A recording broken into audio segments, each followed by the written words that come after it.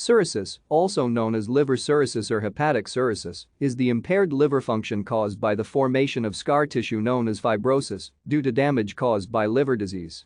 Damage causes tissue repair and subsequent scar tissue, which over time can replace normal functioning tissue, leading to the impaired liver function of cirrhosis. Typically, the disease develops slowly over months or years.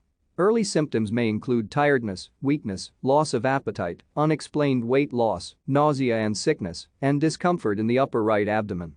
As the disease worsens, a person may become tired, weak, itchy, have swelling in the lower legs, develop yellow skin, bruise easily, have fluid buildup in the abdomen, or develop spider-like blood vessels on the skin.